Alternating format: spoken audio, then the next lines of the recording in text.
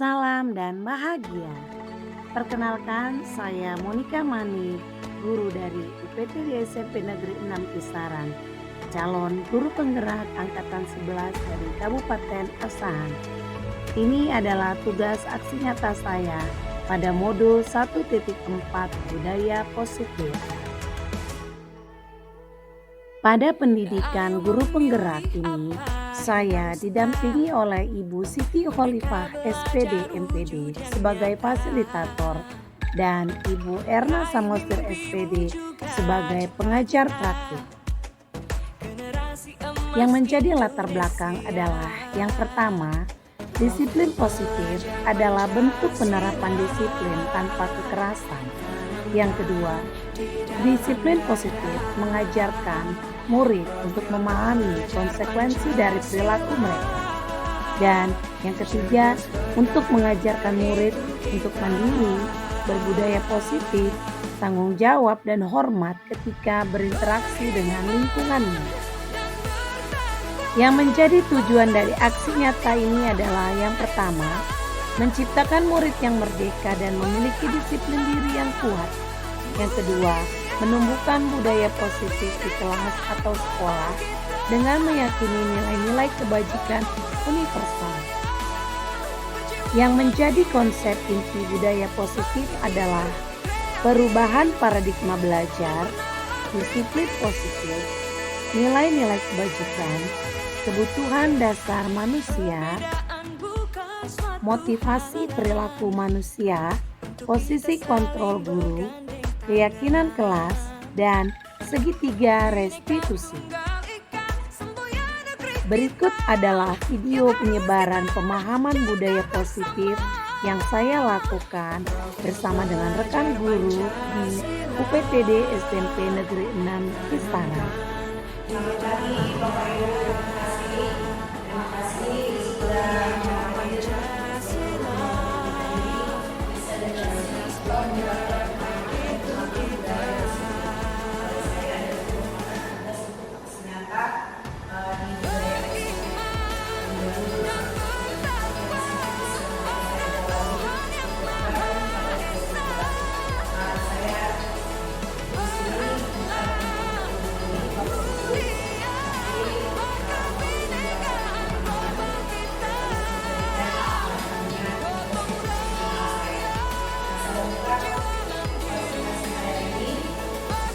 budaya budaya positif. Jadi sebenarnya ini sekolah yang pemerintah. Jadi apa itu budaya positif?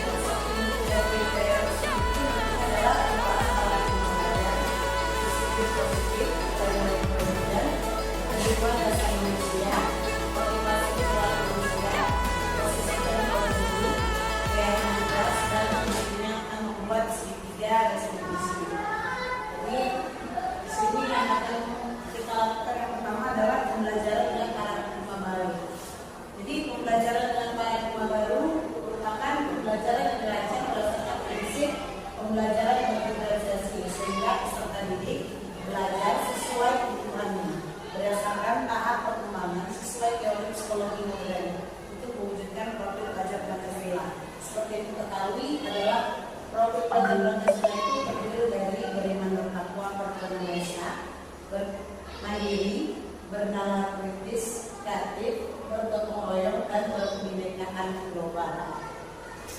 Kemudian miskonsepsi tentang teori kelompok. Jadi selama ini ada yang namanya miskonsepsi yang terjadi, yang pada saat ini. Jadi kalau dulu mungkin ketika di paradigma pembelajaran dulu menekankan bahwa guru lah yang harus menjadi pusat dari pembelajaran. Tapi kalau di kurikulum merdeka ini nantinya harus murid yang menjadi pusat pembelajaran yang sering disebut dengan student center.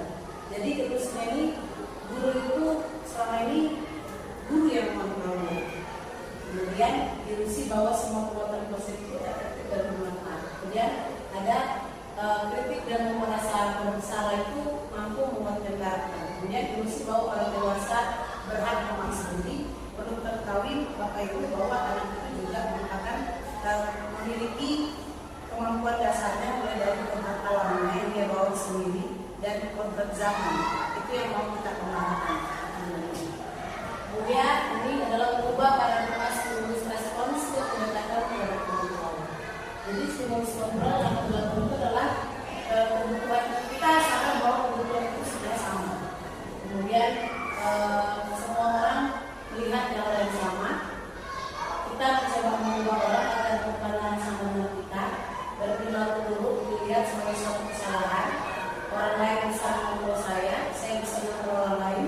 Pemaksaan ada pada saat ujian gagal, mode berpikir menambah kalah. Ini adalah stimulus respon dari anak itu sendiri biasanya. Kemudian teori kontrolnya itu menyatakan bahwa kebutuhan kita itu berbeda, Bapak Ibu. Jadi anak itu di dalam kelas sebenarnya dia punya kebutuhan yang berbeda-beda, tidak sama-sama. Jadi setiap orang itu memiliki gambaran yang berbeda. Dan ini kita bisa memahami pandangan orang lain tentang dunia. Kemudian semua perilaku itu ada tujuannya. Jadi kalau kita lihat perilaku kita terkadang perilaku kita itu aneh, sebenarnya punya tujuan. Kemudian hanya Anda yang bisa mengontrol dari Anda. Jadi kita yang bisa mengontrol diri kita ya. Kemudian kita tidak bisa mengontrol orang lain. Kemudian kolaborasi dan konsensus menciptakan teori yang baru dan model berpikir menang. Win-win. Kemudian apa itu disiplin positif? Disiplin positif itu berasal dari kata disiplin yang artinya belajar. Disiplin mengacu pada disiplin diri yang memiliki tanggung jawab terhadap apa yang dilakukannya berdasarkan nilai-nilai yang sudah dia miliki. Kemudian disiplin positif itu merupakan salah satu cara penerapan disiplin yang bertujuan untuk menumbuhkan kesadaran serta memberdayakan peserta didik tanpa imbalan penghargaan atau reward, ancaman atau hukuman. Jadi ada perilaku anak dia mau melakukan hal yang baik itu karena ada reward. Jadi sebenarnya untuk mereka itu reward itu sebenarnya tidak disarankan. Jadi sebagai pemimpin itu tujuan kita adalah mencetak peserta didik yang memiliki disiplin ini sehingga mereka berperilaku mengacu kepada nilai-nilai kebaikan universal dan memiliki motivasi intrinsik dalam berperilaku yang baik. Jadi kita itu dengan budaya positif tadi, anak itu berubah menjadi perilaku yang baik tanpa dia mengharapkan iming-imingan, tapi dia ingin dianggap sebagai anak yang baik seperti itu. Jadi memang dari dalam dirinya sendiri. Itu ya Bapak Ibu. Kemudian apa yang menjadi kebutuhan dasar manusia? Kita tahu kebutuhan dasar manusia adalah sesuatu yang kita lakukan untuk mendapatkan apa yang kita inginkan. Seluruh tindakan yang kita lakukan memiliki tujuan tertentu dan semua usaha terbaik yang kita lakukan adalah dalam rangka agar tujuan kita itu tadi terpenuhi dengan baik. Jadi anak-anak kita itu tadi juga punya kebutuhan dasar ya Bapak Ibu, karena mereka juga manusia yang tercipta ya. Jadi inilah yang menjadi 5 kebutuhan dasar manusia: bertahan hidup, kasih sayang dan rasa diterima, penguasaan, kebebasan, dan kesenangan. Contoh dari bertahan hidup itu mereka butuh makanan, pakaian, tinggal, keamanan, kesehatan. Kemudian kasih sayang itu rasa diterima, diberikan, berbagi, kerjasama, dan menjadi bagian dalam kelompok. Kemudian penguasaan, jadi mereka juga punya kebutuhan harga diri, keinginan dianggap, memimpin, berprestasi, diakui, dan lingkungan. Kemudian kebebasan, mandiri, memiliki pilihan, mencoba hal baru, mampu menjaga dirinya dan bermain untuk kesenangan. Ini yang menjadi tadi 5 kebutuhan dasar. Jadi hal itulah yang menjadi motivasi dari perilaku anak itu. Jadi kadang inilah yang menjadi motivasi dari ekstrinsipnya. Jadi kita lakukan mereka kadang kita lihat di lapangan. Kalau kita lihat anak itu bandel, mungkin kita bandel terlalu aktif. Sebenarnya ada dari 5 kebutuhan dasar yang tidak terpenuhi, mungkin dari rumah atau di sekolah. Dari yang 5 kebutuhan dasar tadi. Jadi setiap perilaku itu kita balik mengacu pada ke-5 kebutuhan dasar tadi. Ada yang tidak terpenuhi dari anak tadi, murid kita tadi, sehingga dia berperilaku seperti itu. Jadi motivasi ekstrinsip itu biasanya dia untuk menghindari ketidaknyamanan atau hukuman, kemudian untuk mendapatkan imbalan atau penghargaan dari orang lain. Kemudian motivasi dalam diri itu untuk menjadi orang yang mereka inginkan dan menghargai diri sendiri dengan nilai yang mereka percaya. Ada anak yang mungkin dia berperilaku baik, yang karena dia untuk menghindari ketidaknyamanan atau hukuman. Dan ada yang dia mungkin yang berperilaku baik itu karena dia mau dipuji oleh gurunya, bukan dari dalam dirinya sendiri. Dan yang semua perilaku tadi seperti yang saya katakan balik kepada kelima kebutuhan dasar manusia tadi.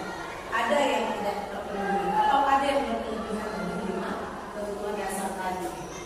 Kemudian ini ada yang kita katakan sebagai hukuman.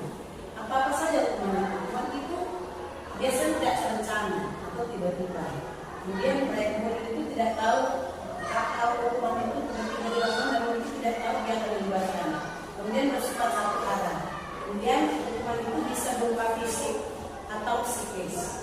Nah, yang dikatakan konsekuensi itu adalah sudah terencana dan disepakati sesuai dengan peraturan.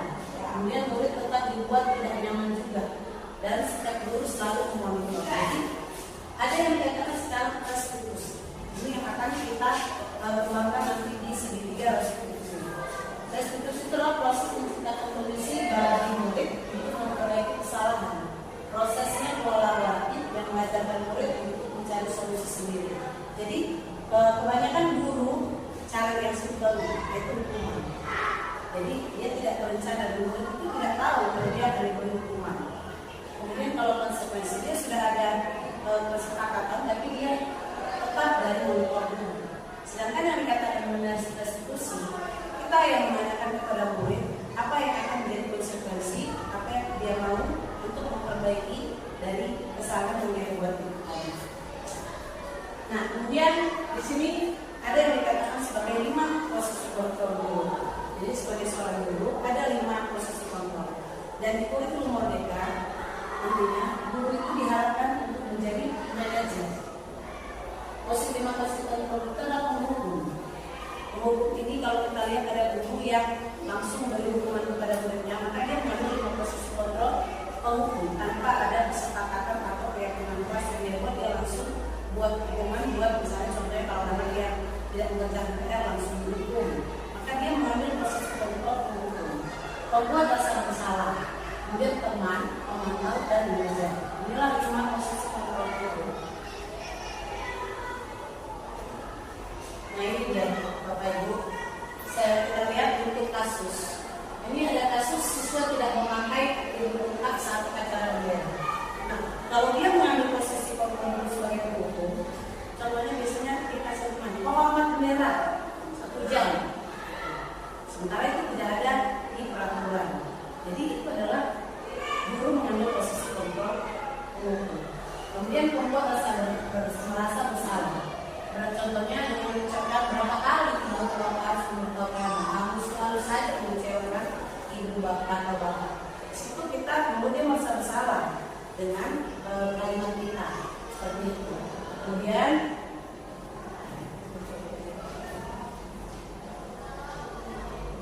contoh yang lain ini tadi sebagai teman kita mengucapkan seperti ini. Kita buat ya kita ambil posisi kita sebagai teman. Ayo dong ikuti aturan sekolah. Kalau nggak ada ibu sekali ini ya udah nggak apa-apa. Tapi lain-lain jangan itu lagi ya. Nah kalau kita sudah melakukan itu kita ambil posisi sebagai teman. Dan sebenarnya sebelum saya mempelajari, saya masuk di kurikulum ini, saya sering ambil di teman. Jadi saya sering ambil posisi ternyata saya itu sering ambil posisi kontrol saya sebagai teman. Kemudian ini, pemantau. Kamu sudah melanggar peraturan sekolah. Kamu tahu konsekuensinya. Setelah upacara, kamu tidak terlibatnya ke koperasi dan jangan diulang lagi. Saya juga pernah melakukan ini, Bapak Ibu. Mengambil posisi kontrol sebagai pemantau. Namun yang diharapkan kita sebagai guru di kurikulum mereka itu adalah sebagai manajer. Contohnya kita bisa mengatakan, kamu tahu kesalahanmu. Kira-kira bagaimana kamu memperbaiki kesalahanmu. Jadi dengan kalimat ini kita yang menyuruh anak itu sendiri melakukan memilih apa yang akan menjadi tanggung jawab dia supaya dia tidak tadi melakukan kasus ya ini tidak memakai aktivitas tadi. Jadi Bapak Ibu nanti boleh dari 5 posisi lebih mengambil posisi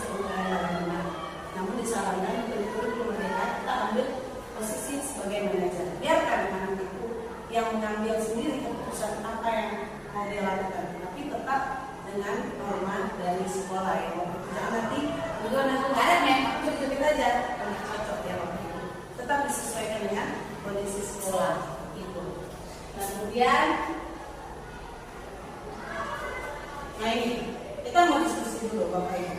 Dari tadi yang 5 posisi kontrol itu, kalau kalimat seperti ini, saya kecewa sekali dengan kamu. Kira-kira posisi kontrol apa yang sudah dilakukan dengan kalimat saya kecewa ini tadi? Iya, membuat merasa bersalah. Jadi dia merasa bersalah dengan karena kita merasa kecewa sendiri, itu merasa bersalah. Kemudian ini yang kedua, kamu tidak pernah benar melakukannya. Ini posisi kontrol yang bagaimana? Kalimat seperti ini. Kamu tidak pernah benar melakukannya. Iya, menghukum. Ada dijudge dia kalau dia tidak pernah benar ya. Di posisi kontrol menghukum. Jadi seolah kita menghakimi dia tak pernah melakukan hal yang benar. Kemudian, apa rencanamu untuk menyelesaikan masalah ini? Ini kita masuk dalam posisi kontrol ya. Manajer. Apa rencana kamu untuk menyelesaikan masalah ini? Jadi kita bimbing anak itu untuk menyelesaikan masalah ini. Kemudian, ayolah lakukan demi Bapak itu. Ya. Ini adalah posisi kontrol teman dia, sebagai temannya. Jadi dia nanti melakukannya. Nanti karena Bapak Ibunya itu, karena dekatnya sama Bapak Ibu, biar jangan apa sih ini seperti itu ya. Posisi kontrol sebagai teman. Kemudian yang kelima, contohnya kamu tidak pernah mendapat nilai jika tidak mengerjakan tugas. Ini adalah penghukum juga, tidak dikasih nilai dari dia ya Bapak Ibu. Ini yang sudah ekstrim ini masalahnya, kayak langsung tapi ini tidak saran dari Bapak Ibu. Nah, ini dia yang mau kita pelajari. Keyakinan kelas. Kenapa keyakinan kelas? Bukan peraturan kelas. Apa ya bedanya keyakinan kelas dengan peraturan kelas? Jadi kalau peraturan kelas itu dari satu orang, mungkin dari gurunya yang membuat peraturannya, kamu harus begini. Tapi kalau yang kata keyakinan kelas, itu kita tanyakan dulu sama anak-anak kesepakatannya. Apa yang mau dilakukan untuk di kelas ini? Contohnya seperti yang saya lihat yang sudah kita lakukan, kita buat diskusi bersama anak-anak kesepakatan apa yang mereka mau ketika pembelajaran kita. Misalnya, mem tidak boleh sampah di ruangan. Itu merupakan contoh dari keyakinan kelas. Nanti dari kalimat itu, tapi kita buat dalam kalimat positif ya, tidak dalam kalimat negatif. Kalau keyakinan pembelajaran buat tidak boleh membuang sampah seperti itu.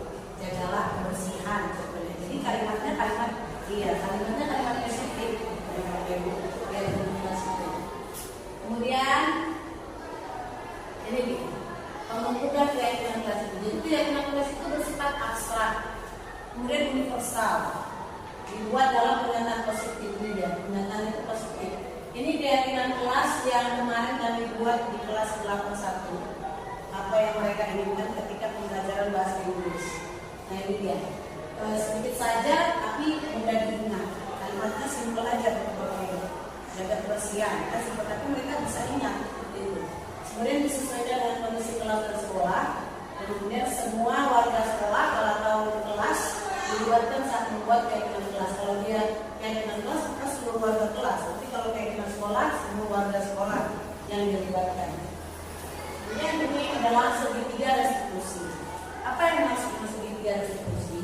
Jadi segitiga restitusi itu adalah suatu proses dialog yang dijalankan oleh guru agar menghasilkan murid yang mandiri dan bertanggung jawab. Jadi tahapan segitiga restitusi itu yang pertama menstabilkan kredibilitas.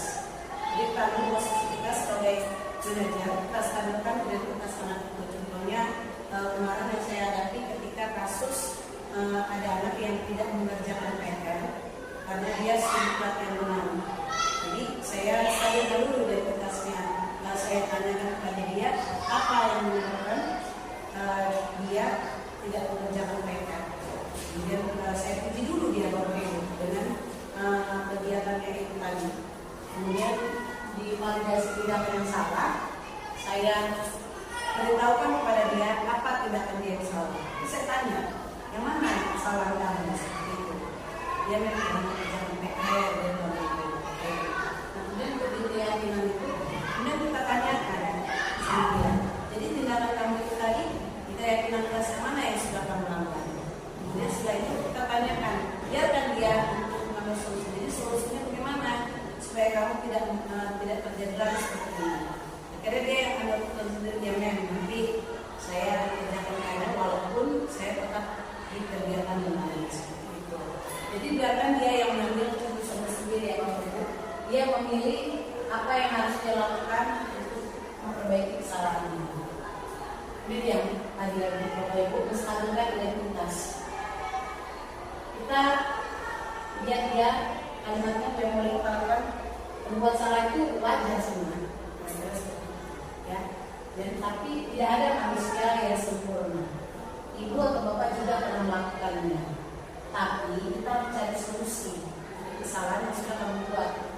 Nah, kira-kira inilah kalimat yang dapat kita gunakan ketika mau menstabilkan identitas anak tadi. Nah, di validasi tindakan, ya, kita upayakan untuk apa kebutuhan yang tidak terpenuhi dari dia.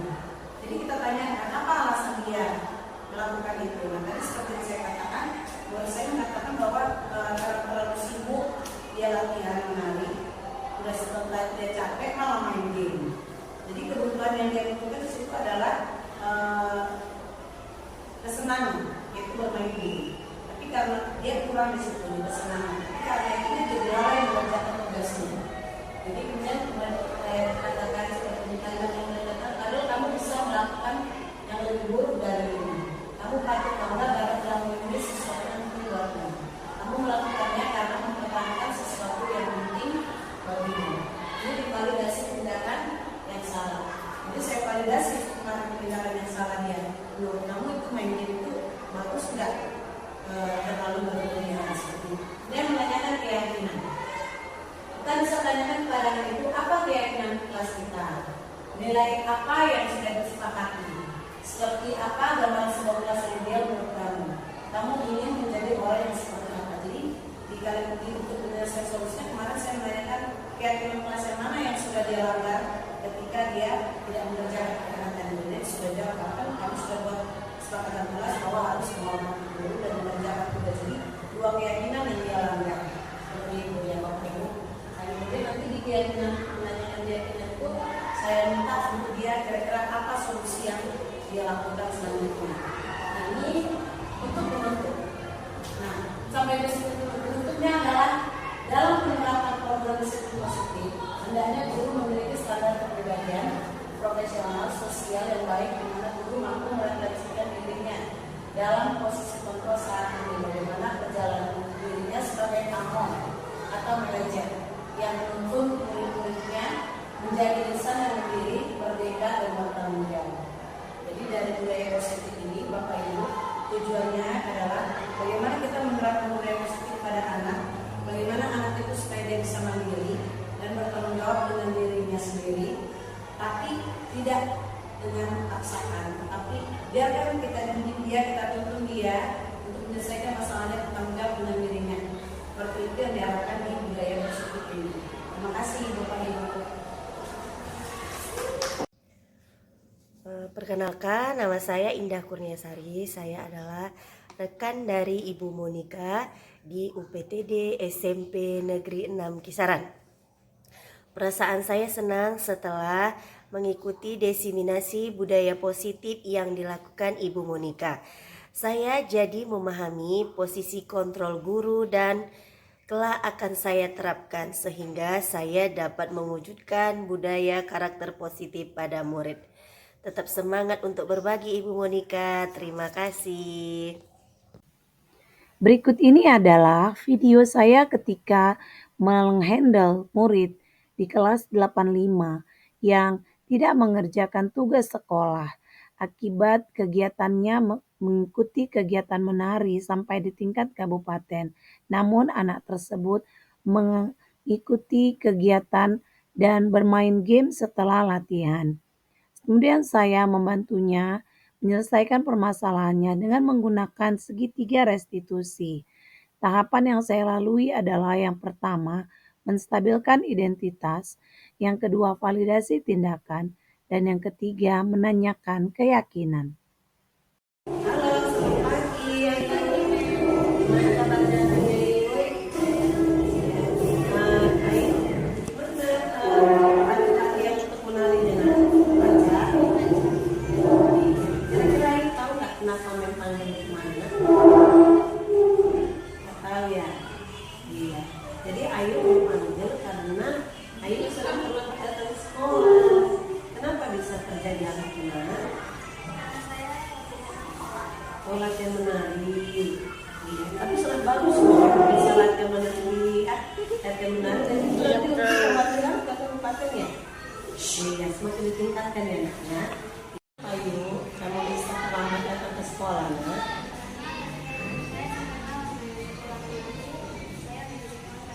Wah, kok jadi main game mode. Jadi kan kamu tahu kalau di kelas kita ada keyakinan kelas. Kalau kamu terus sering terlambat sampai 5 kali, nanti ada konsekuensinya. Ingat kan apa konsekuensinya, nak? Iya, jadi kan kamu nggak mau kalau tidak terpilih ya, nak. Iya. Jadi nanti apa yang akan kamu lakukan supaya kamu tidak terlambat lagi? Yuk? Iya, terus tentu kita baiknya ya nak ya. Terima kasih ya Ibu. Perkenalkan, nama saya Ayu Sintia Burmanulung. Saya dari kelas 8 Minang, UPTD SMP Negeri 6 Kisaran. Saya senang berdiskusi dengan Monika karena saya bisa tahu mengatur waktu saya latihan dan mengerjakan tugas saya. Terima kasih. Demikian pemaparan saya tentang tugas aksi nyata modul 1.4 budaya positif ini. Semoga video ini dapat bermanfaat. Jika ada kesalahan, saya mohon maaf. Terima kasih. Salam guru penggerak, tergerak, bergerak, dan menggerakkan.